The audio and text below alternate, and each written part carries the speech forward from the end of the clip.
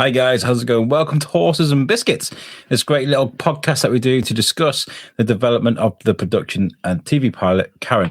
Today we're going to be speaking to writers. I want to find out what goes into writing the perfect script, what goes on behind the scenes. You know, can you do a quick rewrite? Are there things that you think about for years that suddenly have to change on set and break your heart? I don't know. And to help us get through this, of course, we're speaking to Rocking Horses' very own Mr. Gareth. How are you, sir? You good? Yeah, not bad. Yourself? Yeah. I'm all right. Good. Surviving the weekend. It's good. Yeah, we're so far so good. Yes. And to help us decipher what goes into making the perfect script or writing the perfect TV pilot, I suppose, you brought a couple of friends, one of which you guys have seen many times on the show before, Mr. Luke Allen. How are you, sir? I'm good. And you say you've seen many times. Within the chat, I think. We did a brief thing at the audition. You are only listener. Brief thing at the auditions, but I was just thinking now, how's this my first time properly on a Horses and Biscuit stream? My biggest worry is now Luke's on the show, have we got any listeners? Yeah, you guys in the comments. I've got it open on my phone. We're good. Yeah, come on, guys. Give us some comments. I'm expecting we need to find a few references to the fact that, Gareth, you're talking about writing scripts. Can we have a script, please? I'm waiting for a few comments like that. You've got us. We'll give you a comment like that. Yeah, I know you will. Yeah. and along with Luke, we've brought in the amazing NASA, who's a writer whose work I've met you before at the auditions. I've just seen some of your work before. NASA, welcome to the show. Thank you for having me. It's kind of the first time, right? Sort of. First time live. Yeah, first time live. But here we are. Here we are. Oh yes, I forgot we did that mishmash thing that we would turn up at the auditions. We're like, we're gonna do a live show, and it couldn't work, and we all just sat and just did these interviews. So I'm sorry I forgot about that. That was just a nuts day. It was just crazy. It was a crazy day. Luke Allen is in the chat. Why? It's why he's not been on so far, you know? Yeah. It's not how you get on. This show is live, of course, guys. And if you want to get some questions in for anybody today, please get them in the comments. Or if you don't want to be shown up on the screen like I do, you can inbox us as well. Whatever you want to do, however you want to do it. All right. The last show we did, we said goodbye to Steph, which was heartbreaking. But it was just a beautiful episode where we all got to say goodbye to our good friend Steph, who isn't dying, by the way. She said a million times on the episode, "I'm not dying. I can't do the project anymore." If you missed that, the audio episode is out now, so make sure you can check that out. Goodbye, Steph. For now, right, Gareth. How do you write a script? This is what we want to ask today. Well, you load up Final Draft, which is the software that we use, the industry standard software that we use to do that with. But if you're a bit early on in things and you think, well, under 200 quid, it's not cheap. We know that. It's not cheap for us, never mind anyone else. There's lots of free versions out there. Like Celltex is a great one to start. That's what I started on. I did it worse in the fact that I read how to format a script and then I spent hours working out how to do that on Word. Which works. Yeah. You can do it, but you spend a lot less time writing and a lot more time every line. Yeah. Hang on, I need to push that margin in by an extra inch, kind of thing. But to answer your question, Alex, I think what you do before you even do that is you wait for the idea to come to you. You don't go to an idea; they come to you. And then I've never sat in front of a screen and gone, "I need to write a script now." I probably should do that more often, but you've had emails on the front on your screen telling you need to write a script now. Yeah, that counts, doesn't it? But the idea comes to you, and if you think, "Oh, that's good," and then you start. And I know what's interesting. I know me, NASA, and Luke have got very different methods, and I look forward to hearing what theirs are. But for me, is I spend a lot of time in like what's called a treatment and outlines and stuff. I never go straight into a screenplay ever. I just couldn't because I get so confused. I need to have almost like dialogue for dialogue, line for line in a treatment. And then for me, it's like, well, if you get that almost so specific, then it's not quite a copy and paste job because you always end up putting more in when you come to the screenplay to an extent. But by and large, the whole thing is for me is structured before I even put the slug in, before I do the heading of the script, before I even start the actual script. I pretty much got it all nailed down. That's how I do it. Is that so you don't spend like 18 hours writing something, then read it back and go, "Oh, it's terrible"? Pretty much, yeah, pretty much. I don't know what you guys think on that one. What you do? I mean, I never do a treatment. Never. No, I've never written one. I was thinking about one for Sweetheart with my original producers, but I've never written one just because it's not like me. I just prefer to just start writing and see where the page I completely agree. I don't put a plan out or anything else. But with Karen, I am going to do a treatment because there's going to be the kind of, I've got to take that. There's no point me writing the script and then you saying, hang on, Luke, you're not allowed to kill Izzy. It's episode 3. If I've got the treatment, then I can send it to you before the script's gone in. But I quite like putting pen to paper and coming up with stuff as I go. Sometimes it can be really unproductive. Sometimes, back with Reduce to Clear, Alex and I would often spend 5-hour Zoom meetings, and all we'd come up with is that we want to get rid of something we've already written. So sometimes that isn't great. But I quite like the freedom of not knowing where the story's going to go. But also that's short form, so it could be different. But also, if you come up with an ending, sometimes I'll write scenes in a different order. I don't know whether you do that, Gareth. Sometimes I'm writing and I'll go, I know I want it to end this way. I can't figure out how I'm going to get here yet. So I'll put block caps. I'll put write more here later, and then I'll write the ending I want.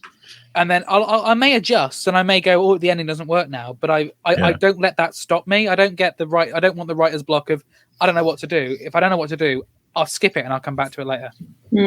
Yeah, see, I'm very rigid in that sense. Which is really strange because in every other aspect of my life, I'm so laid back and disorganized. But when it comes to this is the one thing I'm very, very strict on with myself, and I'm like, no, you have a process, stick to it, and that's just me. But I'm very not fluid when it comes to scripts. But it's interesting that these guys are so. It's good that you guys got different techniques. I mean, it's confusing in the academic sense. I guess. I mean, is there an academic way where there's a set format? This is what you do, kids. This is how you write a script, and if you deviate from the path. Well, Gareth didn't study academically, but Gareth is doing it more to what the academics would probably say than which is ironic, really. Is literally studying it. But I also, whilst there are advantages to studying it, I also don't think studying it really is any qualification other than the odd extra bit of experience. What I would say though, Al, on that point is we can talk about different styles, and that's all well and good. But at the end of the day, the way the industry is something that's really important for people to listen if they're looking to get into this sort of stuff.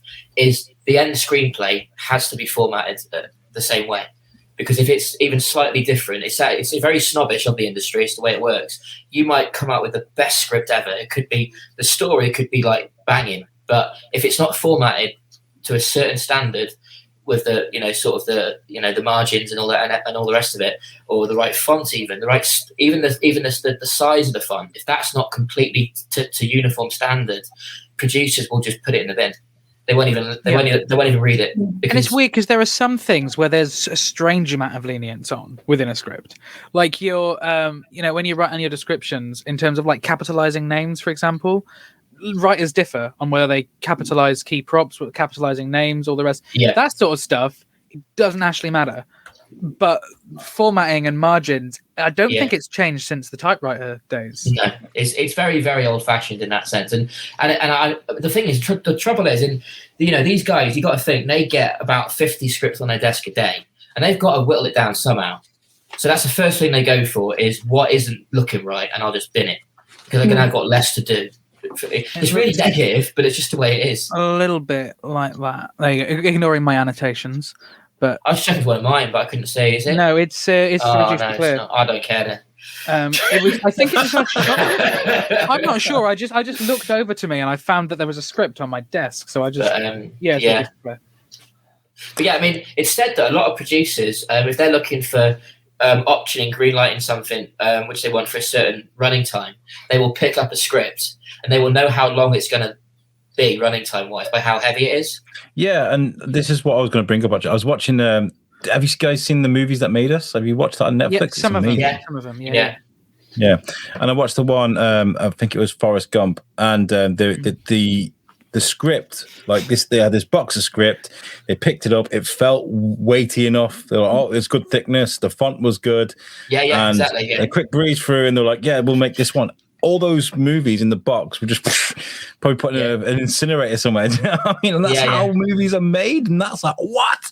Yeah. So like when it comes to what you guys are doing independently, right? And I'll go to NASA because I've just seen your Sweetheart video, which we will show in a bit. When it comes to making something yourself, obviously you're not going to a big production company. You're not going, look at my script. You're making it yourself. Have you got to grab someone visually? Make a little bit of the script, grab someone visually, and then go on to make it a bit like a pilot. I mean, I think if you can grab someone in, like from a visual standpoint, when they read your script and they can picture each scene, you've probably already got their backing. I know one of the first people I showed the script to was my DOP, AJ, who is like on the project now. He said when I gave the script to him, one of the very first drafts. And the script's come a long way since then. It was a very he could say that he could see the script as a film, and it hasn't even translated onto the screen yet. So I think as a writer, you want to make sure that you can grip your people in by making it as visual as possible. And I think Gareth and Luke would agree that it's like you can see the film as you read the script for Sweetheart, and I think that's what the lads are also talented at, is like, seeing, when I read their script, I can see what's happening as I'm reading it. And it's just like, it gives you confidence. But what is interesting as well is that it takes a level of bravery as a writer as well to do that, especially if we're coming at this level where often we're writing to produce ourselves and we're writing to direct and make ourselves, and we know we've got limited budgets or whatever. There's sometimes you think, do I want to give a heavy description because I'm never going to be able to afford to make a place look exactly like that, and it's kind of how detailed do you go in describing stuff. And there's a lot of stuff. I'm reading a book at the moment called The Writer's Tale, which is by Russell T Davies, about his time. All about the props there, aren't you? Yeah. It was all about his time. All about his time on Doctor Who. It's a big chunky book, but it's about 1,000 pages of all of his emails and stuff from the last 2 years of writing Doctor Who. And so it's like the full process of pitching down to script writing to everything else. And he talks a lot about pacing, which is like in the descriptions and stuff, which you don't really think about a ton. Where it's like you can spend ages describing something, but then if you're describing something in what's supposed to be a fast-paced scene, as a reader, it doesn't flow. And there's so much, because it's quite interesting, because obviously that's not what you see on screen. I watch some of my favorite films. You don't know how they wrote it, but that first time that someone sat at their desk and opened that script, if it's paced wrong, if it's just too much description, too little description, if it's formatted wrong, anything else, it could be the same film on paper, but it won't get made.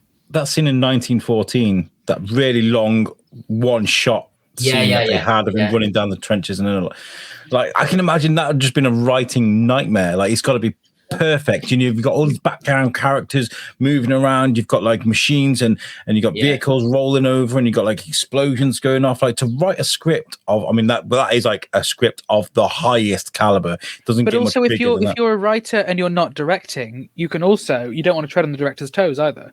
There's if you say close up to this, cut to this, wide angle over you can do it to a degree. If you focus on it too much, a director will read your script and go, but that's my job. What have you got me on to do? And I think also because the thing is, a script, obviously it's for producers, whatever, but also you're trying to sell it to the actors. The actors need to buy into it, and I think once you start putting directions in and too much stuff like close up of this, close up of that. If it's something really, really key, if you're a writer picturing it in a completely a significant scene, you're picturing a certain way, go for it. But other than that, write it on a different document. But other than that, I just think it kills it just kills it dead. A script shouldn't be technical. A shooting script, which is something else entirely, is a separate document for a reason. A shooting script is when someone's got the spec script and they've gone through it all, and a director or DOP has gone through and annotated, okay, we'll have a close-up of Izzy here, and then we'll have a wide shot of Karen. That's what that's for. So you shouldn't be bogging your actual original script down with too much of that, because otherwise you are just going to bore people. Because ultimately, the first person who reads that script, that's your audience. Before you're on the screen, that is an audience. You need to sell that. Yeah. And obviously, this you're still talking shooting scripts, and you say shooting scripts obviously have more details. With me here, I have the script for About Time by Richard Curtis. I was going to say, Love Actually about time. I have a Love Actually script up there, but I have this About Time script, and even in there, he's not. There is description, and description is important. He's not bogged down in describing stuff. Like you've got the general picture of it, and you know what you got, and you're moving on. And I think that's it. It's the rhythm, it's the pacing. I could sit and read this if I hadn't seen About Time, and there's a lot of scenes in this script which I don't even know if I'm allowed to disclose because they never made it into the film. And this isn't like a public thing. I won't tell if you don't. But there's a lot of scenes in there that are I don't know the location, I don't know anything else, but you can read it and you can picture it perfectly. Yeah. But if he spent ages, writing like Victor Hugo did when he wrote Les Mis, spends 9 chapters describing what the Parisian sewer systems look like, you'd lose it. Yeah. But also, there is a lot of unfairness in the industry. Because I remember, I can't remember what film it was now, but Quentin Tarantino, he wrote. I think it was Quentin Tarantino. It might have been someone else. Sorry, Quentin. I think you're thinking Quentin Tarantino. If it's what I think you're going to say. And literally, it was like a page of just sort of self-celebration, kind of just self-indulgent description of a scene. Now, if you weren't Quentin Tarantino and you put that on a producer's desk, they're not even going to read it. Because they can look at that and think nothing's happening. It's just there's way too much description. But once you get going, if you're a Ridley Scott or you're a Quentin Tarantino, you can put what you like, and people will read it because it's Quentin Tarantino. So it's you can break all the rules you like, but you have to be someone first. Well, yeah, that's it. Is you have to show that you know the rules before you break them. Yeah. Otherwise, you look incompetent. That's the which I've looked at a point for a while. So I'd maybe advise if anyone here is listening who wants to get into writing or directing. I mean, you both feel free to disagree with me. I already do. Your first film, don't make your big artistic masterpiece. Make something, go write it, get the stuff there. But I think understand the rules before you try and be the next big filmmaker to change how narrative structure works. Show that you know how it works first, so that then we can appreciate that you've done something different. I mean, one thing that Luke mentioned about not going too mad with directions and descriptions and stuff, where I sort of cut my teeth and learnt my trade, because they wouldn't let me go to college. But Al, can you believe that? I wasn't allowed to do film at college. No boldies allowed. Exactly. I know, yeah. Shrewsbury College, naming no names. But it's fine. I'm past it. But what I learned from what I started on was doing these short screenplay competitions where you have to do it all in 5 pages. Because if you can do it all in 5 pages, then you can do just about any other format there is. Because if you can get enough description out and still tell a story in 5 pages, then feature films is nothing. Because I would suggest that if you want to sort of get into it and you're worried about discipline or not going too mad with descriptions and stuff, then enter these short screenplay competitions when you have set rules and you are not never. That's how we met, wasn't it? Yeah, the loop. Yeah, that was it. Yeah, that's how we even got talking. Trying to write a script. And I remember I was like, oh my God, this is like 6 pages long. This is going to be amazing. And someone was like, yeah, that's probably about 30 seconds of film. And I was like, oh. Yeah, the issue as well, I think some people, and I completely understand it. And I think we might even have willing to say that at points we've been the same. Don't view shorts as below you ever. No. Never see that as it's not feature. I know I'm saying this as someone who's not made a feature, so it's a little tongue in cheek in that point. But short form media and long form media are 2 different things. They're 2 different worlds. It's easier to try a short because money and all the likes, but also they are 2 different processes that. Yeah. There's certain snobbery, I think, where you've got filmmakers who might be like, I've made a feature and so-and-so's only made shorts. Yeah, but I mean, shorts are incredibly undervalued. There's so many good ones out there. I think they're harder to write. They're harder to write. Yeah. For me, they're harder to write because I'm so obsessed with detail and making things complicated and complex. And I couldn't do well. Hopefully, I can because I do it one of the few weeks. But as a rule, I find shorts really difficult. Yeah, but the short that you're doing in a few weeks, you sent the script over to us, and it's 54 pages long. Exactly. That's my point. So yeah, it's interesting because I think, I'm looking forward to going on to writing for Karen, because longer form media, I've done a couple of longer form stuff that I've written that no one's seen. But as a whole, I think at a short level, every moment, every line matters, which you should think the same for longer form.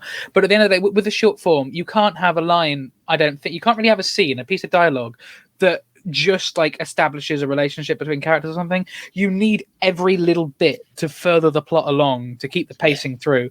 Whereas when you move to longer form media, you get the chance to kind of practice a little bit and go, you know what, this is just a scene that we have in because it's funny. Yeah, it's finding the balance, I guess, between going. He looks at her as if he knows the lady, rather than going. He notices the sunlight breeze across her face when the wind just gently picks up the fringe of her hair. That's another thing. That's another thing. When you're writing directions and scripts, don't go saying stuff that the audience won't know. Yeah. Don't go saying, here's John. He has a brother who's 7, and he has a. If you're not showing it on screen, don't write it in the script. There's a very simple phrase for that, and it's so simple. Remember this, budding writers out there. Say what you see. That's it. If you can't see it, leave it out. I love it. Which is interesting, because once again, I have read some scripts for like the top high quality films that spend ages giving that big block of description before their character. Like I can't remember. I think it might have been Taxi Driver or something. Again, we read a bit in our film class, and it was just like.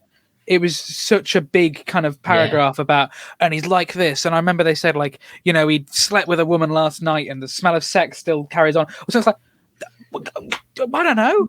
I don't get that from watching the scene. See, the thing is, what you need to be clever about is it's perfectly okay to basically imply what Luke's talking about, but you don't say, oh, last night he did this, that, and the other. You just say he looks tired.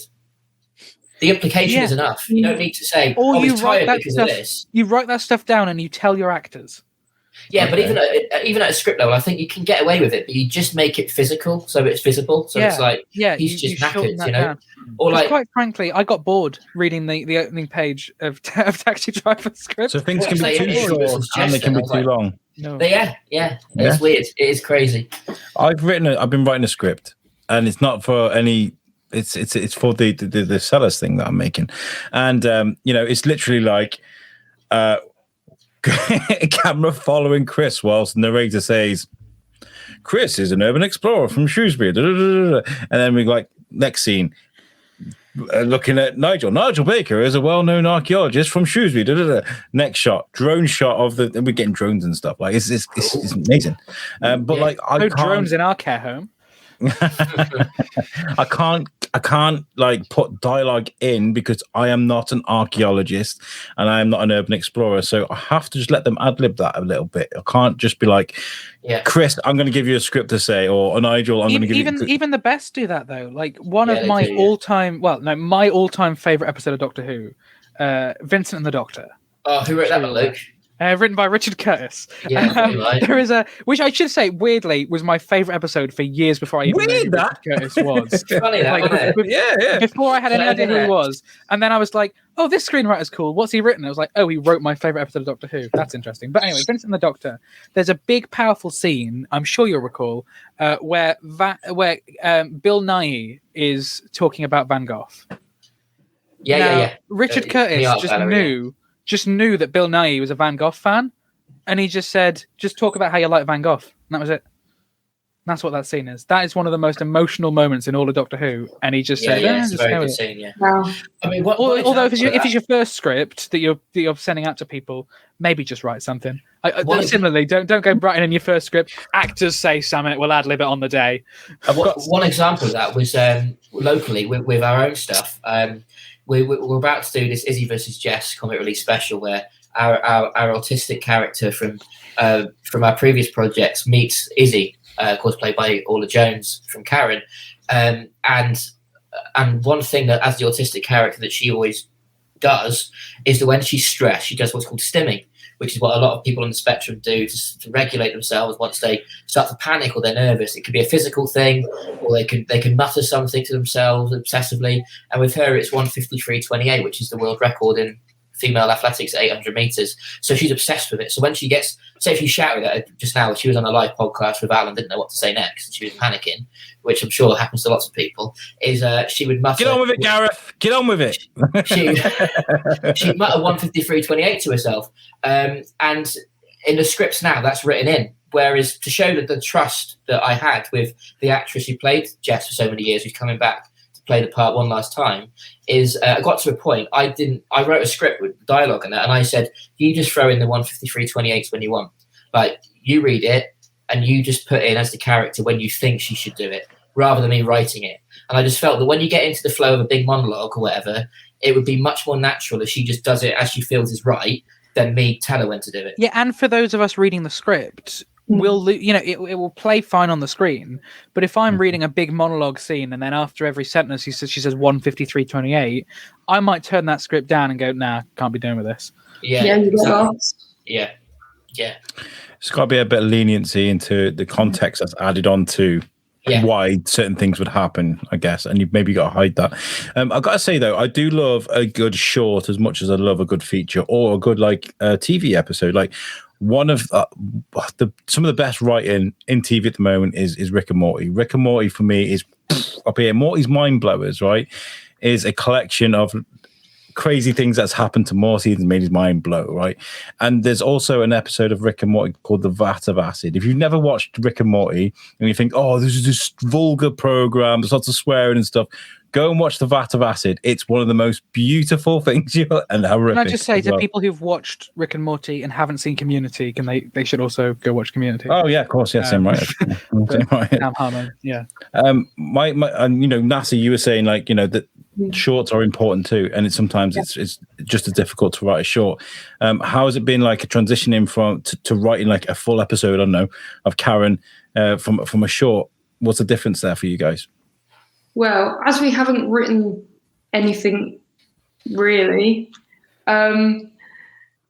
it's I don't think it's too weird for me. I wrote longer scripts before. I've done I think the longest script I've wrote is maybe about 60 pages. So it's not like alien territory. I've been there before. So it's I don't think going from shorts to, writing a episode, 60 odd pages is going to be too much of a challenge personally. But I guess the jump is, I think you just level up as a writer, naturally. As the more you write, the more's going to come. And, then suddenly you're writing a 10-page script and now it's a 20-page script. Sweetheart first started as a 10-page script and now it's 23, 24. So it's you just kind of, as you get better, you add pages and you add pages because you find more things to write about. Life experience is really good as a writer. I might talk to someone, absolutely can't stand them as a person, but their story and the things they hold with them are really good. I work in a pub, some of the people there, horrible people, but I listen to their stories and I'm you might make a feature in my script one day because it's just you absorb all this information to just put onto the... So is this to say that if anyone ever sits paranoid watching a film and thinking, someone's been watching me, then maybe it's true? Maybe. It's a really good point NASA just made about you do pick stuff up. One idea, and hope no one steals this because I haven't actually made this yet. But hold on. Do we let Gareth say this before? Could we do what we should do? Are you going to drop yourself in it, Gareth? But probably. But I was working in a hotel back in the day. It was a really, really crap hotel, which no one's staying in when they come up for the auditions, luckily. But I just got told secondhand this story of some old fella who used to work for the police. But during it was in the 60s, the police force after the war, and so many people had obviously gone and died in that, was they were crying out for police officers who could write, literally just not as in write scripts, but had were literate. There were so many people in the police force who literally could not even write notes. It was that bad. So one guy who was a poet, for I need a job, and poetry is not really paying too good. So he joined the police force based purely on the fact that he knew he could write. He had no experience. He wasn't a big guy go fighting criminals or nothing. But he thought, I'm an Oswald Street. I'm a local guy. What's the worst that can happen? I'll go on my bike and I'll go and solve some crimes. It's all right, and all that. And because things got so bad down south with the Cray twins, he got sent down there to do crime fighting, and this is literally a guy who just writes he's a poet, and he finds himself up against Ronnie and Reggie and all that. And I thought that's a comedy waiting to happen. So Luke, you go give me an idea after you've told the world. That's lovely. Yeah. that thriller you called me about on Christmas Day. Had you posted that on Facebook first, or no? Well, yeah, but there was no takers, so I gave it to you after. I had this idea for a thing like I don't care if someone steals it, because if someone goes and makes it into a great thing, I'm happy because I'm not going to make it. But it's a Napoleonic War sort of drama. And you start off the story from one side, from the British point of view, and what this guy's going through the battle, and then you start off at the French side, same point in the story, what he's going through for the battle, and they sort of meet up in the middle. And I thought that was a really good idea to show how enemies might think of each other and how their perceptions may change during a battle. I thought, that'd be quite a beautiful idea. So somebody please make that for me. Thanks. This is a very, very random interjection, but I also kind of want to say that when I talked about treatments, when we were talking about treatments earlier, and I said I don't do them. One occasion in which I think it is important, and I do a mini version of treatments, sort of in this case, is when you're dealing with a very serious theme that needs a lot of research. So a project I've got on at the moment that Gareth is aware of, as well as when I did stuff like Unstable and things like that, a level of treatment I think has to be done then, because then you can go to people in research and say, we want to do this. How is this in line with what you're doing? And then get back in touch with people, send the script over, do the rest. Research is always important, but I think you need a treatment then, because I couldn't just do Unstable and go, I want to make a movie about addiction, I'm just going to write it and see what happens. Stuff has to go in place then. But when as a comedy writer, which is still how I'm defining myself, despite the fact that I think it's about 50-50 in what I've done, I don't do treatments for comedy. I just kind of let the jokes carry the plot as I come up with them. And sometimes you've just got to try something, when it comes to writing, I imagine, before you find the thing. I mean, you calling yourself at the moment a comedy writer, but I mean, you may do something further down the line where you'd be like, actually, this feels great. I said this to Gareth last night, didn't I? I said, I define myself as a comedy writer because I've just written a comedy. Gareth's been discussing a thriller. I won't say anything more than the fact it's a thriller that I've been handed on to. And I know that by the time I've finished that, I'll be a thriller writer. I know that I'll just decide at that point, I'm not a comedy writer, I'm a thriller writer. So I guess it doesn't matter. I think what's lovely about the three of us, and take today, for instance, NASA sent me some really good feedback that I was really like. Yeah, but I was really chuffed you took the time to do it, because that's 54 pages, so that's a commitment just to read the thing, if I make it. Well done, NASA. Well done. But what's great about the three of us? One, we're all different. Like NASA's great at sort of relationship stuff and domestic stuff, and then obviously Luke's got his comedy down, and Gareth's not ginger. I've got hair, full stop. We'll never know. How do you know? We'll never know. And then there's me, sort of flying the whole drama flag, and that's before we even get onto the scripts. But what's great is that when we come up with an idea or we write a script, is the support network. We send them to each other, and because it's not necessarily Luke's. I mean, me and NASA, I think, cross over a lot more in terms of what's our area. I think that would be fair.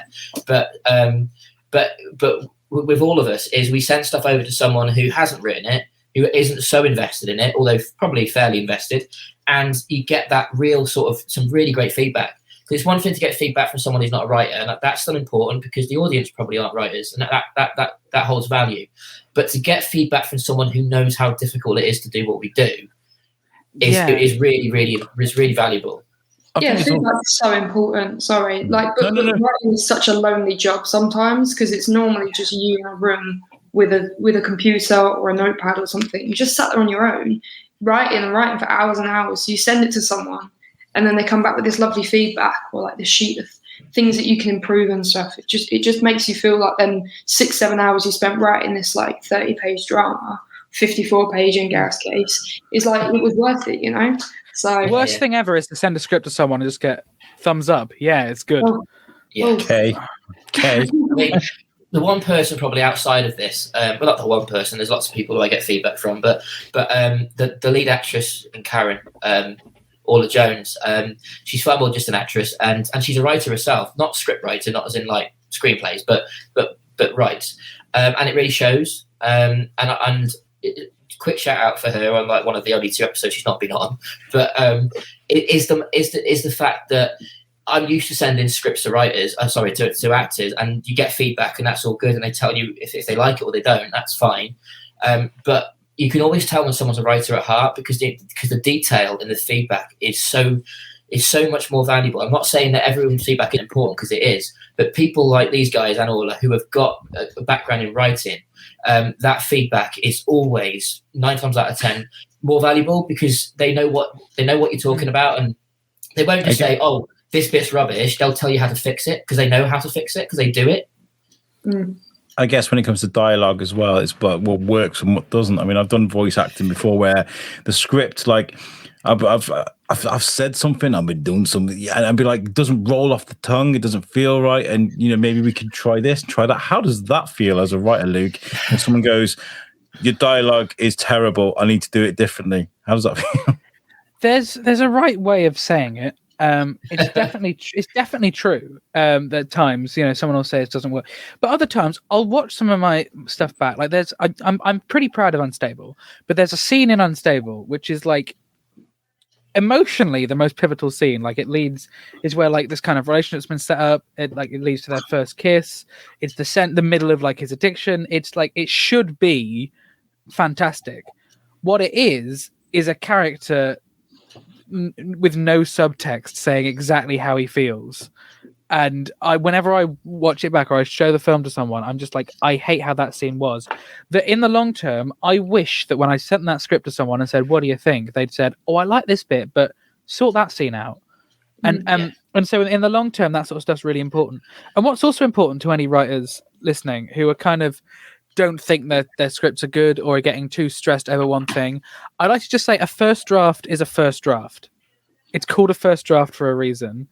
Don't get yourself so fixated on it being perfect when you first send it out to people. Don't go Joss Whedon on their ass when they're like, this doesn't read well. Get off my set! No, you got to listen to your talent, I guess. If it doesn't feel right, it doesn't feel right. Yeah, and just I think when you release something into the world as a writer, and it's a scary thing, but when you release it into the world, you have to open yourself up to feedback. You have to be aware when you're writing it that some people aren't going to like it. Never get feedback from just one person either. Like, don't just especially not family. Don't just like send your script to your mum and go, "What do you think?" Because she'll probably say, "It's great work. Now do the hoovering." So don't go with that. Talented baby. But send it to people who you don't know well. I won't name what the script was or the person, because I'm not about that. But I once got sent a script which was after it was like, it wasn't a screenplay. It was actually a novel, a short story thing, and it was already on Amazon to buy. You can self-publish in that, which I'm not knocking. I think that is fantastic in today's day and age. That's an opportunity that's open to creators and things like ourselves. But anyway, I was reading it, and there was a lot wrong with it, to be honest. But I was reading it, but the biggest thing was like this one poor girl. She went and I think she died, and then like in the next chapter, she turned up at some guy's house to check on him, and I was like, hang on a minute, this doesn't. I had to reread it, and I was like, but am I getting this wrong? So I read it all through, and I was like, no, she definitely hangs herself. And then in the next scene, she's turning up in the car. There's no reference to marks around the neck or anything. It was like, so this doesn't sound right. And then I got in touch with the guy, and I said, I've read it, but my biggest concern is she's alive when she shouldn't be. And he was like, and he looked, he's like, oh my word, I didn't realize that. I better change it. And I'm like, people have paid for this. Like, they've actually sold this book. So definitely get feedback before you start selling it. And reread and watch back your own stuff until you're bored to death of it. Like, it's not great to be at that point, but by the time the world saw Reduced to Clear, it wasn't funny to me anymore. That's what you need. You need things to be stretched out to the point, and then send it back to people. I think A guy once said to me, "You never finish a film; you just run out of time," which is true. You're always going to end up with stuff that you want to add, you want to change, but also just allow yourself to get really bored with it, and then send it out to someone again. Work on it, reread it. I'd even advise watching your own stuff or reading your own script, while you're working on it, maybe like every day or two. Go back through it. It sounds really send it out. It's Izzy versus Jess. Honestly, if you walked into this room out and you watched me writing Izzy versus Jess, my 54-pager that I've been doing recently, and I'm sat here and I'm literally like, I've got a script here. I think I'll just to give you an idea. Just imagine you sat at the typewriter, because that's how class you are. I'm so hilarious. That's why it all takes. That's why it takes so long for him to get scripts to us. He has to fax them over. But yeah. But basically, what will happen is that Jess, I say the lines out loud for a start. I literally say the scene out loud to myself. Yes. But I go as far as like, see, Jess line, where is everyone? Izzy line, who? What are you on about? Who is it you're looking for? And I'll genuinely do the accent as I'm doing it. Yes.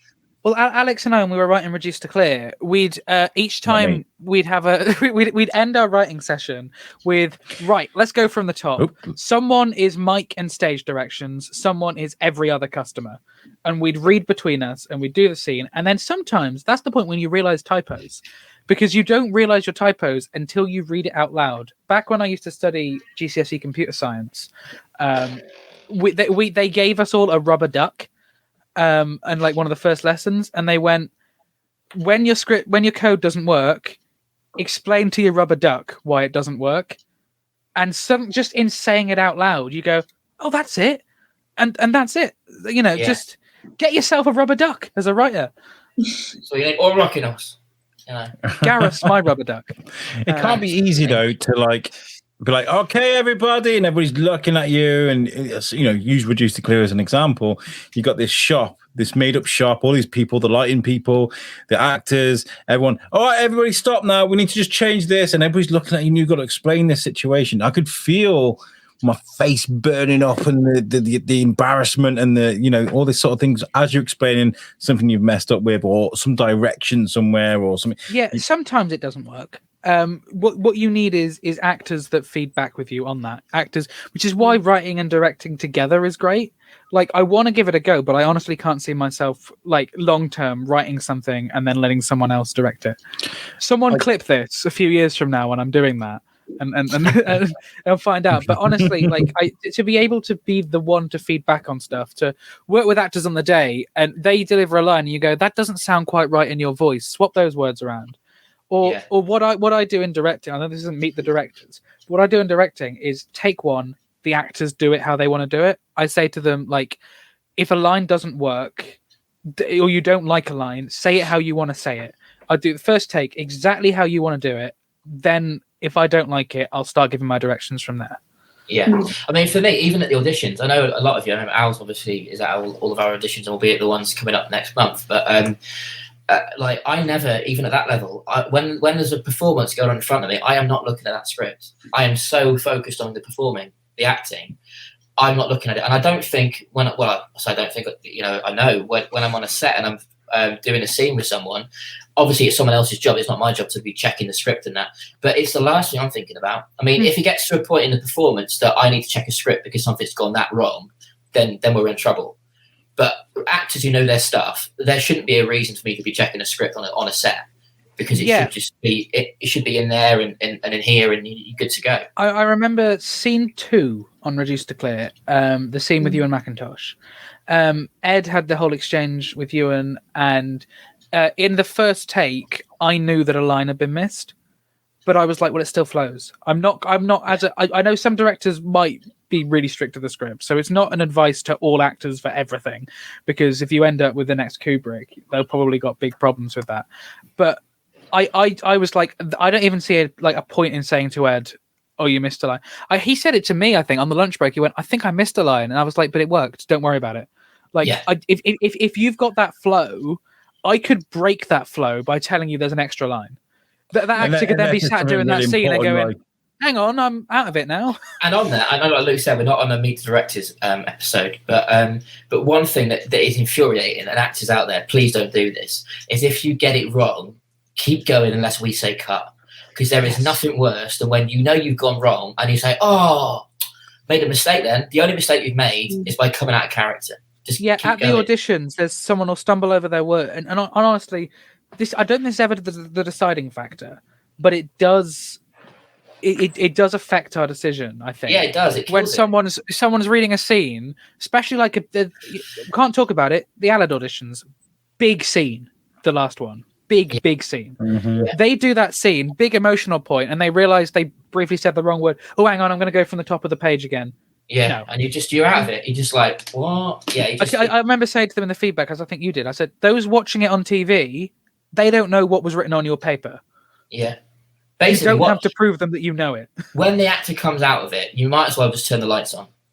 Yeah. You've literally just turned the lights on in the theatre. You've just stopped the film. You've pressed pause. You've ejected the disc. You've thrown it in the bin. It's over once you do that. So definitely, and I've worked with some really, really talented actors who do it just out of habit. So I'm not saying that you're a bad actor for doing it. I think it makes sense because I think there is a kind of, I need to let them know that I know I've messed up. But maybe say that at the end. It must take a real bit of discipline to be like not switch off because your character is following that dialogue, So yeah. But I remember the main thing that we said. Sorry, Al. When we cast Orla, I'm trying to sit up in my chair. And when we cast Orla, was that we weren't watching Orla Jones. We were watching Izzy Orchard in front of us. Yeah. Now, if in part way through that watching Izzy Orchard, she went, "Oh, sorry, I don't like that. Can I go from the top?" I'm not watching Izzy Orchard anymore. I'm watching Orla Jones. You've lost me. Yeah. And Orla Jones is in the chat. She says she's just enjoying being part of the process. Well, I think you're doing more than that. But Orla, you're a big part of the process. You just a little bit. Shona Jones as well. She says, "I hope Izzy isn't being killed off." I think that's because something you said at the beginning. Yeah. Episode 3 of series 1. Big surprise, guys. Yeah. What first? Imagine. That's Orla's mum, by the way, everyone. Who actually very kindly donated to the crowdfunding campaign that we did before Christmas. So thank you, Orla's mum. Luke Allen is in the chat saying script, please, Gareth. And Dean as well. Alad himself is in scripts. See, I don't mind when Dean says it. He doesn't say it to me every single day. But I'll have a full conversation with Gareth on WhatsApp, and then partway through I'll just go, "How's the pilot script coming along? The one you promised us back in November. How's it going?" My house could be on fire, right? And I could phone Luke. I don't know why I phoned Luke about that. But if I did phone Luke about that, and I said, my house is on fire, like, literally, like, I need to get out. And it's like, I can't. I'll say, hang on, does that mean that you're delaying the script? Yeah, exactly. You promised us Thursday, mate. That's all he cares about. Well, it's kind of a big part of the show there, Gareth, is the script. You turn up and be like, all right. That's good. You know what you said at the start about how you wrote your script and you just went, I'll just let them do it.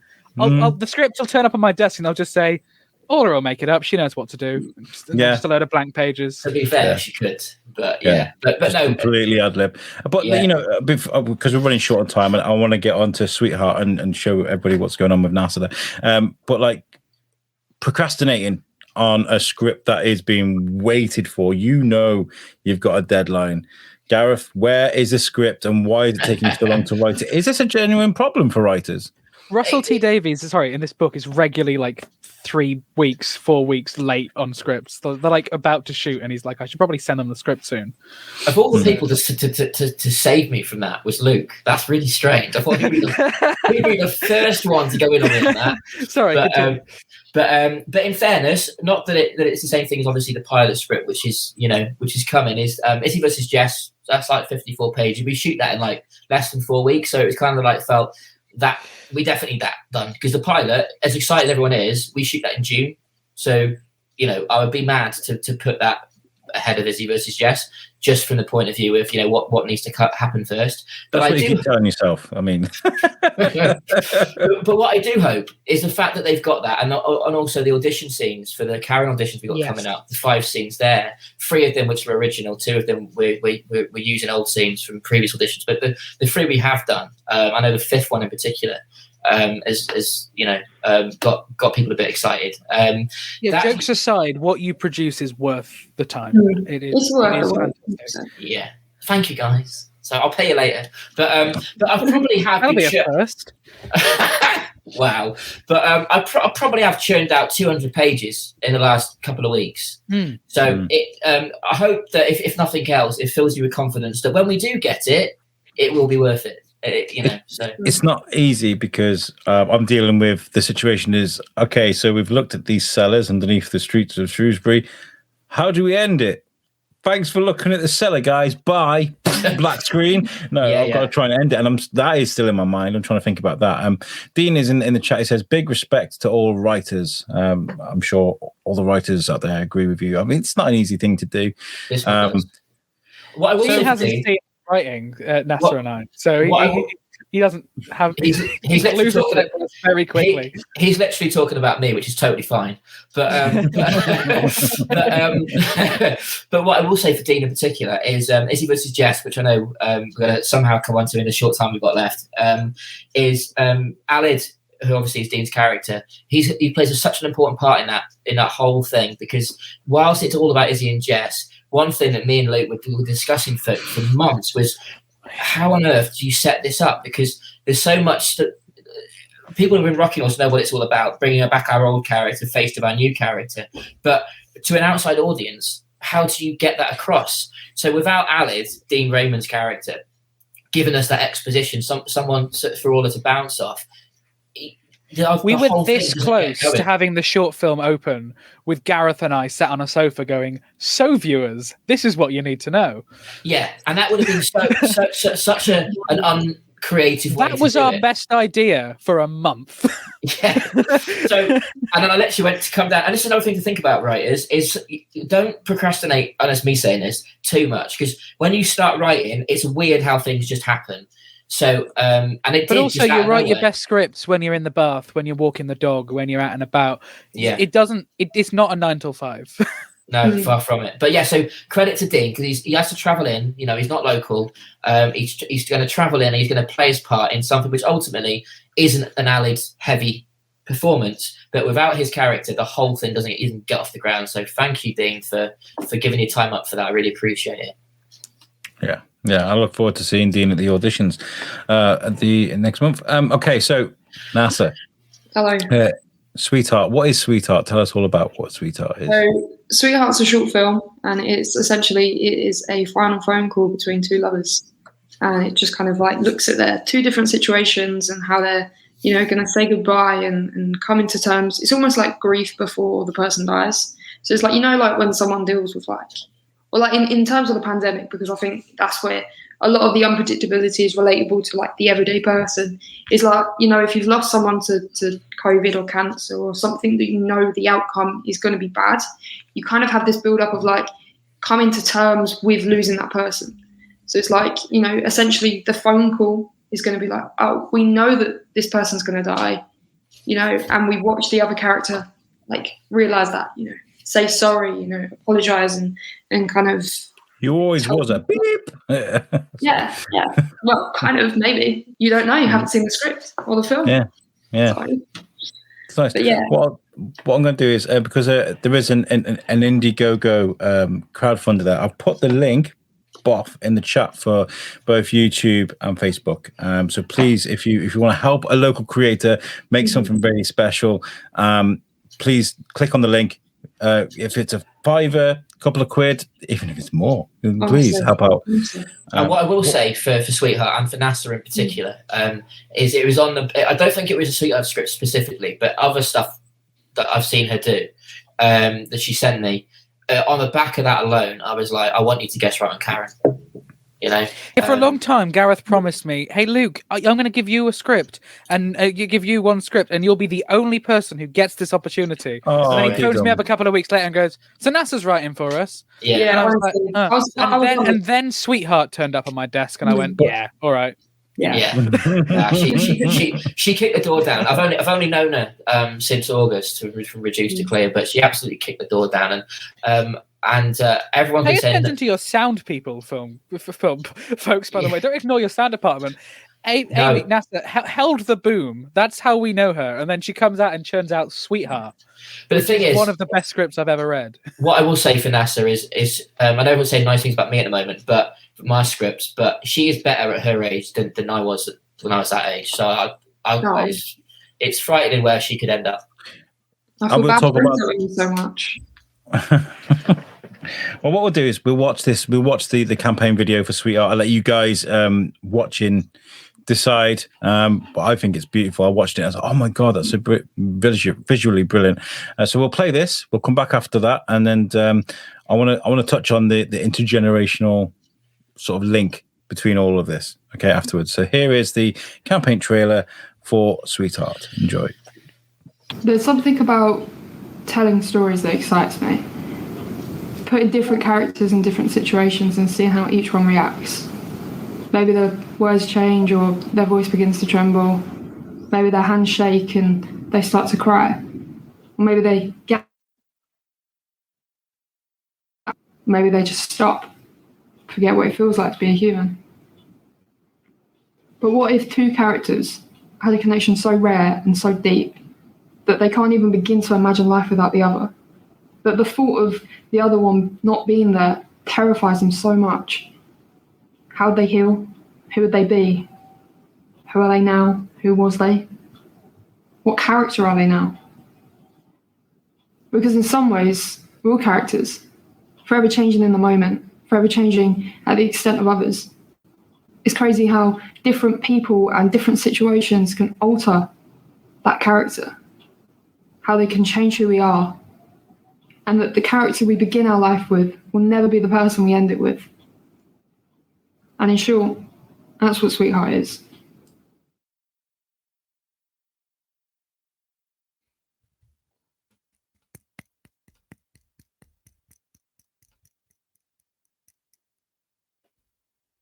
Let me just unmute myself, unmute Gareth, unmute. That's what I had to do. I had to go around and mute everybody so it didn't sound different. I was going to say, trying to give that really quiet clap didn't really. Oh, stop!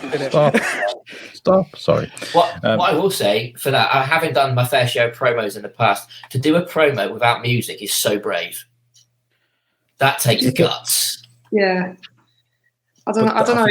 It felt like because I was just sat there and I was thinking about the project, and it was kind of like, I think I wrote it late at night or whatever. I was just feeling a bit lost on where it was going, and I was just thinking of like what I was feeling for the project, and then all these words just started coming. I was just like, let's do it.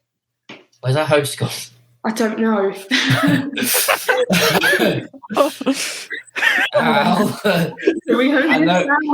know we're both bald, but don't leave me hanging. I didn't know that was even possible. He's back. That's all right. Well, what happened? I just got kicked out of my own blooming I thought, am I meant to be Al for a few minutes? But luckily you came back before I Sorry about that. lasting damage. It's all right. You were just telling me. I think it's my my internet. Sorry, but it's because YouTube's like you can't do two things at the same time. But no, NASA, I was very impressed with that. And what I was going to say was, not using music, I think really helped the visuals. You kind of sort of focus in on it, and it actually adds to the emotion. Yeah, I mean, I said when we first started making it that I wanted it to be that I see what they see and the ears hear what they hear. Like I don't want, it just has to be honest and vulnerable. And I think you achieve that. Definitely. How old are you again? 18, isn't it? You're 18. Yeah, 19 in February. End of February. She's 18. It's ridiculous. It's not fair, is it? To produce stuff like that at 18. Wow. So yeah, fair play to you. And I hope that my biggest takeaway from this particular episode, Al, I don't know about you, because obviously everyone knows me, everyone knows Luke, because we're relatively local and we do a lot of stuff. But I think that the likes of Orla and Dean and that, who are obviously as the actors waiting for the scripts to come through when we get to the series, having seen this show, knowing that she's going to write an episode, that should get them excited. If it doesn't, there's something wrong with them. Yeah, NASA, can you break into the spoken word poetry scene as well? Because the pacing of that, I'm not a spoken word fan particularly. Not that I've tried to get into it too much. You but have a podcast. It's the same sort of thing. Well, no, it's not, is it? Me chatting rubbish for 2 hours is not the same as what it is. If you want people to listen, you got to sound at least a little bit okay. You can't be like, I get what you mean, though. Yeah, I get but in all honesty, like that as a promo, that is art. See, the thing is, we spoke about it off air, I think, before we came on the show. That is so different to what we did with Orla and Dean for the Karen crowdfunder. Both work probably as well as each other, but it's the fact that within Rocking Horse you've got two entirely different styles, both working well. I think it's really exciting. That's what makes us work. Like, Orla says, "Whoa, Nasser!" You got a fan. You've got a fan. Yeah. And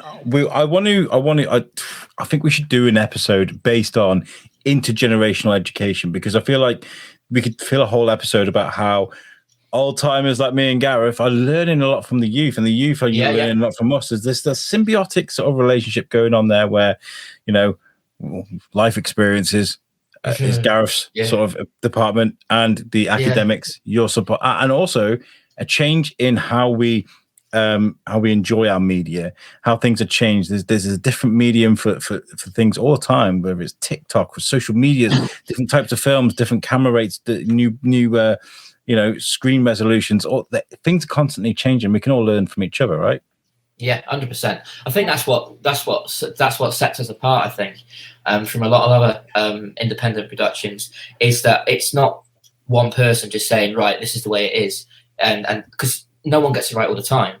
But the three of us, that our styles, not just styles of writing, but as people, we're so different. Me and Luke had a meeting yesterday, and the person we had the meeting with, who knows me relatively well and met Luke for the first time, and they were saying, yesterday, I think. Day before yesterday, sorry, yeah. And she was saying that you two, pretty much what she was getting at was you two shouldn't work. You shouldn't be able to work together because our worldviews are totally different. Like if Luke found a wallet on the floor, he would do something very different with it than what I would do. Let's be honest. We are just. I'm not saying I'm a thief, by the way, and I'm not saying Luke's a thief, but that's just one example of how our attitudes in every sense are so different. Gareth would take commission for his time. Yes. Demand a reward. It is fascinating, and I want to give a sort of huge shout out to you, Gareth, as Rocking Horse as well, for taking the risk of us young people and allowing us the opportunities to do stuff. Yeah, because quite frankly, I've been applying for film stuff, like on film sets, film jobs and stuff since I was 14, 15. And quite frankly, most places won't take me. Safeguarding reasons make sense a little bit, but for the most part, it's like, well, you can't be a filmmaker. You're 15, which is scary because it means the moment you turn 18, you're competing with everyone who's been waiting since they've been 14, 15, and those who just decided yesterday that they wanted to get into film all together in one go. So the idea that Gareth is able to give some people like us a voice, a chance to make the stuff that we want to make, and to be treated as equals with those of you who, you've been working in, on one project for 8 years. It's insane. My longest term project has been like a year. And so to know that you treat us with the same level of respect as we treat you is honestly like one of a kind. It's incredibly reassuring, and it really sets a bar for like how film should be, and how. I mean, I know that we spoke on a different podcast because I was on a different show. I'm really sorry, but we did go on a different. Yeah, I know. And it came up then, that NASA in particular had been given a pretty sort of dealt a fairly unfortunate hand before she produced a Clear in terms of who she was working with, a producer type, and she felt that, this is just the way the industry is, which it is in a lot of ways, unfortunately, that she was getting talked down to and treated, the way, not how she should have been. Comes and meets us and realizes that for all of the jokes and the banter and me being fairly inappropriate most times of the day, is that beyond all of that is that you can work with people. Just because you're young doesn't mean you should get talked down to or disrespected. You're not here to feed our ego. Your opinions matter as much as mine do. And on an artistic level, it can be difficult, though, as well, is, the film industry is a very competitive industry. It would also be very easy for you to view us as rivals, for you to not want to give us that step up and to kind of, because I felt it to a really small level, is like at points until recently, because I started realizing that own train of thought, that I'd be talking to someone and they, they'd be like, I'm a filmmaker. And I'd be thinking, all that I define myself by is also all that you define yourself by. we can't both be making stuff. Come on, which one of us is better? Which I think is difficult. But in the competition film festival world, that's the way your brain is kind of trained to. It's who's better. Whereas the opportunities which you're doing, which is so much better, is the concept of, well, look, we're both writers. Let's work together. Yeah, honestly, and I think that is the best approach, and that's the approach that I've been taking since Reduced to Clear. But before then, I was scared of other filmmakers, frankly. And what I will say for you two, and not just you two, but the likes of Orla and Dean and the likes as well, is that for a long time, it's fairly well documented that with Karen is a spin-off, well, it's far more than that now, but it was originally a spin-off of a feature film idea that didn't happen for one reason or another. There were numerous ones. The film never got made. Jess Andrews, the autistic character, was the focal point of that, and got to a point, obviously, when the alcoholism kicked in as well. When no getting away from it, I was being laughed at. Jess as a character was almost symbolic of failure. It was just, that's never going to happen. She's never going to be anything. And now we're at a point with Vizzy versus Jess coming up, and the feedback I've had from you guys, and the amount of respect that you've got for a character that you've not actually even seen in the flesh yet, really means an awful lot to me. So as far as I'm concerned, I've always said, if you're good enough, you're old enough. But the respect you guys have got, I've been around people far more experienced, quote unquote, older people who you would expect to give you the respect and to give you a chance. And you guys have been far more respectful and open and kind and supportive than they have. So age really is just a number. Oh, beautiful. Well, you guys are all great.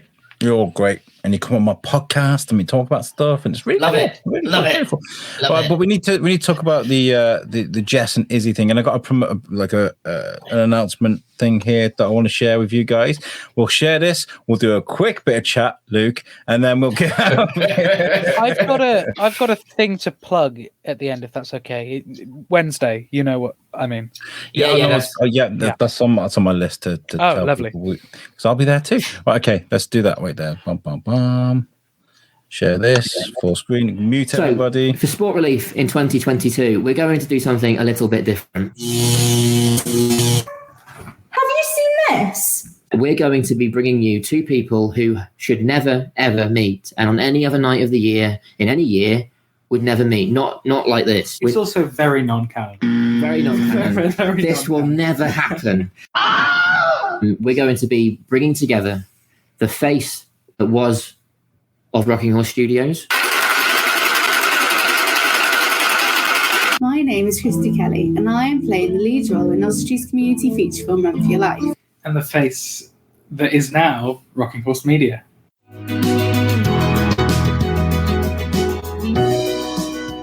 My name's Orla, I'm 20 years old. And it's not us two.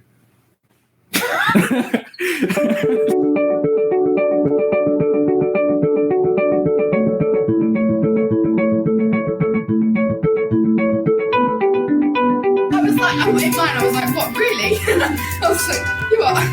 It's so funny because Steph is like, would you like to be at Izzy? You've got the part. And I'm like, but really. And basically there's just this really awkward pause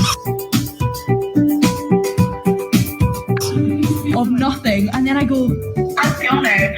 I'd be honoured.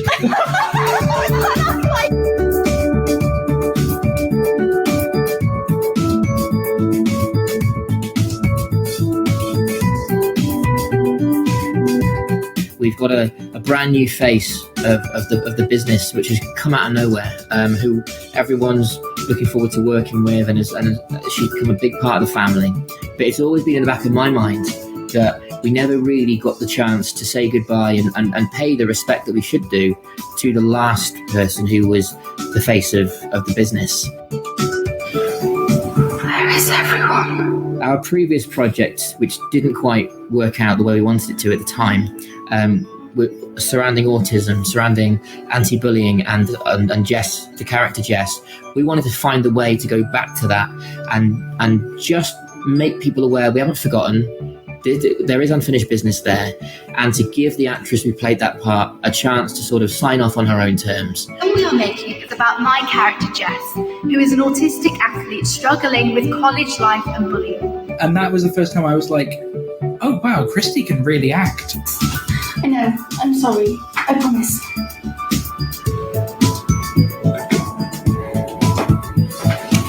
I saw that and I was very overwhelmed by her performance, where it's like, oh yeah, she can share a scene with Orla Jones, and that is a high standard to any actor. If I say of an actor they can share a scene with Orla Jones, then they've done a good job. You're not taking Jessica. What, you think I'd leave her here with you? With the fact that I was not very aware of the Run for Your Life stuff until this conversation, I started asking more questions about it. I got so excited. I think people can appreciate this as followers of Karen and not followers of Run for Your Life, or as followers of Run for Your Life and not followers of Karen.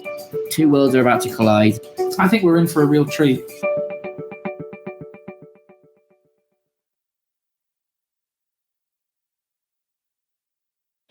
Well, let me unmute everybody. That's how we have to do things now. What is this? Go away, Bill Bailey. Right, okay, that was great. That was brilliant. It was a real honor to be asked to be in that video, honestly. Like, it's your 8-year project that it felt like I kind of won some sort of competition to, sneak my way in the video. Do you know what it did to me personally? And this is a guy who's just literally just come into this whole thing, right? Seeing all of there from the auditions and smiling, seeing everybody. That's the part where I sort of entered all this, really, and seeing all that back is kind of like, oh, it's really nice to see. So there's a progression here that I'm really liking. I'm enjoying it. And also, let's be honest. We say it's a progression, and you're absolutely right. It is, but we cast all it in what, like November, 3 months ago. It's been only 3 months. No, it hasn't. You're lying. Yeah, it's been 3 months since that audition, which changed everything, up until now, and bringing Christy back, and 3 months. We've done all that. I've done more in 3 months than I did in 8 years. So, So we've actually got longer until we filmed the pilot than when we first saw that as like a feasible thing. I might not be too fussy about the scripts now, to be honest. What I will say, from a personal point of view, as the writer of Jess originally, now Izzy, is it's very, very rare that you get what are meant to be from two different projects, your two favourite characters, to be given an opportunity to bring them together, played by the right actors. Because you've got to remember, Orla doesn't need to do this. Christy doesn't need to do this. This is not like a contractual thing. This isn't part of Karen. It's not part of Run for Your Life. Christy doesn't need to come back and play Jess one last time, but she wants to. Orla's prepared to do it to help. She thinks it's important that Christy gets this send off. But to be given an opportunity, we are honestly talking. It's like Tyson fighting Ali. It's like, this shouldn't be possible, and we're very, very lucky that we get to see it come to life. So I'm absolutely humbled that it's even a possibility. Well, I'm looking forward to seeing it all develop. I really am. We are running short of time, but thank you so guys for today. I've really enjoyed chatting to you. And it's like I've written, these are my notes for today, people's names, like I said, and we've just had this amazing discussion. So thank you so much. Well done us. Yeah, well done us. On Wednesday, if you want to see Luke Allen in the flesh, they are. That made me uncomfortable, and I'm Luke Allen. You can look, just don't touch, all right? But at Wellington Orbit, a big shout out to the guys at Wellington Orbit. They're doing like a podcast to content creators, almost like a conference where people can go and talk and listen to and network. And it sounds like a really amazing thing, actually. So if you're a content creator or a podcaster and you're in the Shropshire area, you want to get involved, make sure you follow Wellington Orbit on Facebook. Yeah, like they sent me an email, about a week ago or something, saying, we've got this event coming up. Do you want to come and give a bit of a talk? And my motto has always been say yes before I then figure out what to do. Okay, let me make a note of that. Well, no, when it's feasible and when it doesn't compromise my values, of course. But yeah, so I was like, yeah, sure. And then next thing I know, like I'm being promoted as like, I'm the speaker who's in the event. I was like, I didn't realize I was the speaker, and I didn't realize. I'm suddenly like, oh, okay, this is going to be interesting. So be prepared. Please come for the event and for all the networking. Yeah. I've never written a 15-minute speech before. I've got a heck of an opening line. If you can stay really like that opening line for about 15 don't minutes, do that. Don't take a joke and put it on a pedestal. I'll give you an ironic laugh if it's terrible. It's not even a joke. It's a hook. When does this ever happen? When the director's speech is going to be longer than his film? That's a really good point. It happens a little bit too much, but yeah, it's going to be a fun night. I've got a really interesting talk planned. In all seriousness, it's called If You Don't Ask, and it's all about just the point of asking and how to ask and how asking has got me where I am so far. So yeah. I've only seen like snippets, but from what I've seen, you're in for a treat if you can get there. Yeah. And it's completely free. So it's free. Come along, chat with people. It's evening of Wednesday. I can't remember the exact time. It might be like 7:30-ish. 7:15, I believe. 7:15. There we go. I know I should know the time. I just know I'll be there. As soon as I saw it, I was like, I don't care if Luke Allen that's there. I'm definitely going to be involved. I'm the biscuit guy. I've got to be there. And so if you make content and you want to get involved with fellow people like yourselves, please get involved. It's on Eventbrite. Or even if don't worry about your status or whatever either. Like if you want to make content, just come, just turn up. Or even if you're bored, and you want something free. It's free, isn't it? It's cold outside. It's raining. Need an alibi for the night, Just get down there. It's Wellington, But, sorry. I have shares in that cinema. I love that cinema. Just putting it out there. Are we still live? We are, aren't we? Yeah, we are still live. We best get out of it though, because Gareth's losing the will to kind of keep it all To be fair, he's managed 1 hour 18. That's I've done all right, haven't I? I've done pretty good, to be fair. This has been the longest Horses and Biscuits we've done. I know. Just wait till the edited version's half an hour. And I'm going to do it in 4-part series. Al, I'm sure you're going to mention it anyway, but I thought just very quickly, quick shout out for next time. We're going to have Orla Jones, of course, and Christy Kelly, Izzy and Jess. Nice Izzy and Jess special coming up. So shut up us writers up for a bit and talk to the guys on camera. Yeah, absolutely. I think Luke Allen's done enough talking for a couple of episodes anyway. He's fine. Yeah, 100%. He's not even denying it. He's like, yeah. Well, I haven't done podcasts properly for ages. Like I've just not been signing on to guest spots like I do. So I get in front of the microphone and I go, ooh. And also because I used to host. I used to host shows. I go into host mode when I'm in front of a microphone. So just tell me to shut up. You do, but do tell me to shut up when it's too polite. You've done well. Right. You've done all right. Guys, I'd like to let you guys know how you can follow the Shrewsbury Biscuit as well, and follow us because obviously this is done between the Shrewsbury Biscuit and Rocking Horse. You can check out our website, which is the shrewsburybiscuitpodcast.co.uk. All of our content, all our podcasts are all on there. You can learn all about us. You can literally press play and listen to a podcast directly off the website, and that's made for us by our friends at Web Orchard. If you need a podcast, they make fantastic websites. I thought that was my Web Orchard thing. Then I don't know where it's gone. Well, there, Web Orchard. Check them out. They'll make a great website just for you, like they did for us. Right, and let's get out of here. Gareth, actually, social media and stuff. Rocking Horse. Lo, do you want to do it? Since you pretty much are the social media guy for apart from Facebook, I was just typing it. I was just typing it in the chat then. So you can find us on Facebook, Twitter, and Instagram. On Instagram, we are at rocking_horse_media. On Facebook, we are Rocking Horse Media. You just search us up, you'll find us there. And on Twitter, we are at RH Media ENT, which I know is annoying. It's in saying it, I'm like, but it's fine. It's just search Rocking Horse Media and Entertainment. It'll probably come up. You'll find our stuff. You'll see all our stuff. I need to update Twitter. Our banner says "Very Merry Christmas" from the Rocking Horse family. But yeah, go follow us. RockingHorseMedia.co.uk. And also, we have one slot left because I think it sums up how ridiculously well the campaign's going for the Karen auditions. Because small matter, we need a title character for a Karen drama we're doing. Just that little thing. We'll just add that in at the end. But we've literally got one slot left. We've got 11 Karens coming to audition.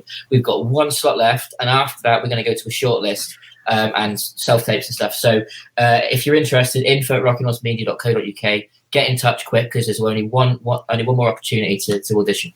Or Keith. I keep saying man. Or Keith, yeah. Or Keith. Yeah, Al, the slot's still open. Yeah, it's still there. Still there. I got to decide whether I'm going to be, the main character of this amazing thing or podcast genius. I don't know which one I'm going to do. I can't do both.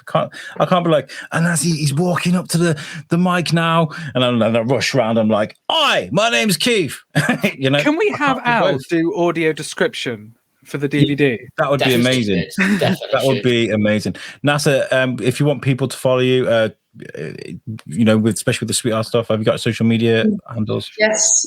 Instagram's the best place to find me. I'm at amy.doesfilm. However, if you also want to follow the Sweetheart page, it's sweetheart_shortfilm. Both on Instagram. That's where you can contact me, DM me, whatever. Enjoy it, Cool. Right, let's get out of here because this has been going on for a long time. You guys have been amazing, though. Regardless of how long this episode's gone, I've enjoyed chatting to you. Thank you to everybody in the comments that's been dropping a nice things to say. If you haven't, then shame on you. Shame. We'll catch you guys next time. Peace out. See you later. Toodle.